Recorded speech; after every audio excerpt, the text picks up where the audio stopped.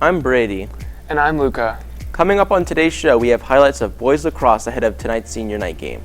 And a review of the Black Panther sequel. Stay tuned, you're watching Roar TV.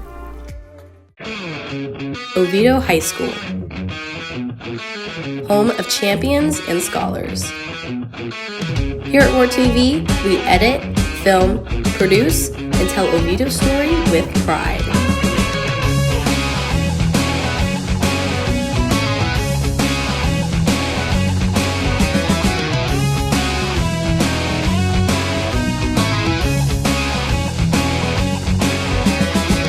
Welcome to Roar TV. Good morning, Oviedo. It's Tuesday, April 4th, 2023. Summer is approaching and we're a month away from the release of the final Guardians of the Galaxy film. If you're a bit behind on the Marvel Cinematic Universe, the most recent film available on Disney Plus is Black Panther: Wakanda Forever. A quick note on this movie, it did recently win the Oscar for Best Costume Design. And while that category may not be the most interesting to some, it's significant this year because costume designer Ruth E. Carter became the first African-American woman to win multiple Oscars in any category. She previously won for her work on the first Black Panther film. And now Roar TV's own Thomas Justice shares his review of the film.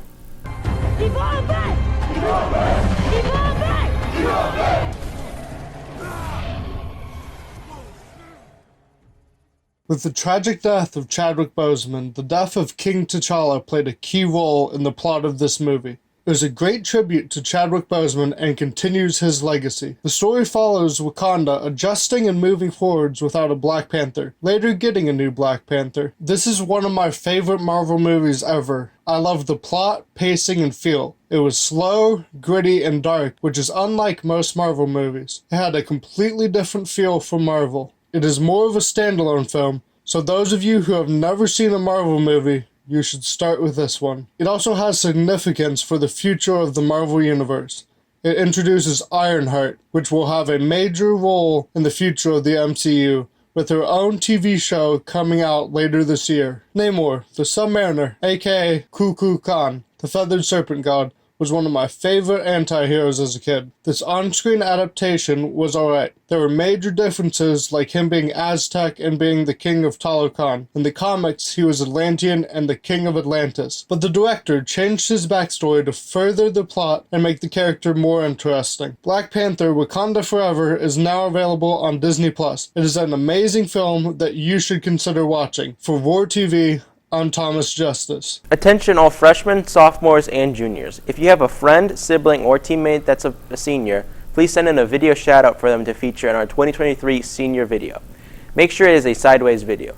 Check out our Instagram at RoarTV or the principal's update for info on submitting your video. The NJROTC Marksmanship Air Rifle Team will be holding tryouts starting today and happening through the 13th. They will be from 2:30 until 4 at the NJROTC Rifle Range, located behind Building 10. There will be a Black Student Union meeting in Mrs. Finnegan's room 8220 after school today. We will discuss our banquet, car wash, and other upcoming activities. Prom tickets are on sale during both lunches. Tickets will be sold in the Media Center, not the Commons. Ticket prices start at $95, cash or check made out to OHS. You and any OHS guests must be financially cleared. Non-OHS guests must be approved via the online link on the junior and senior eCampus pages. If you have questions, see Mrs. Finnegan in room 8-220. Senior nominations for prom court close tomorrow at 11:59 p.m. So get your votes submitted to the prom court eCampus quiz ASAP.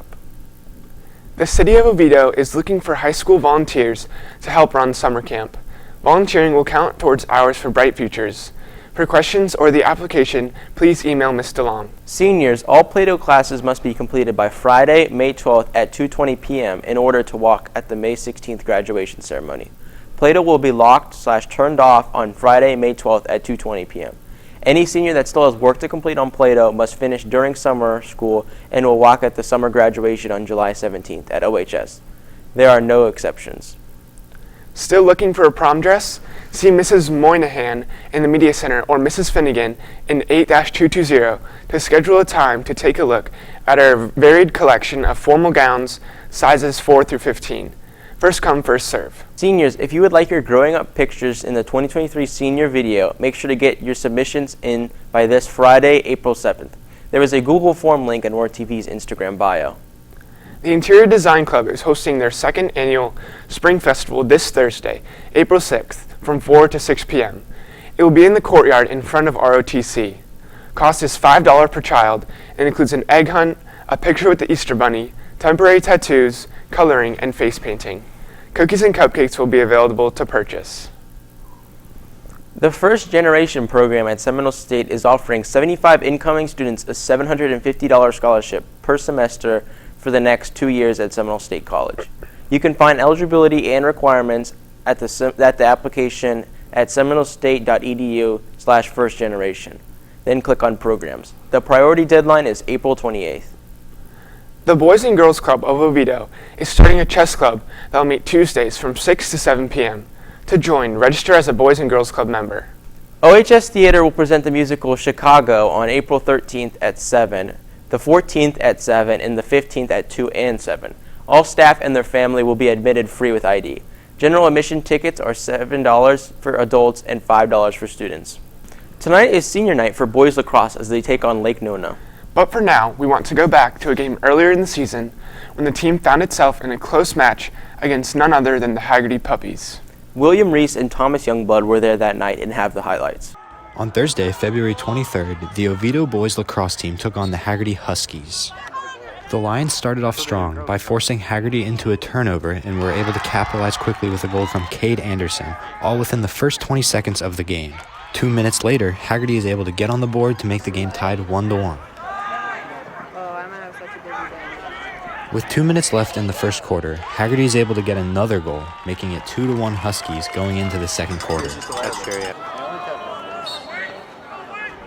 At the start of the second quarter, Haggerty wins the draw, but then the Oviedo defense quickly forces a turnover. The Lions are able to score on back-to-back drives, making the score 3-2 Oviedo.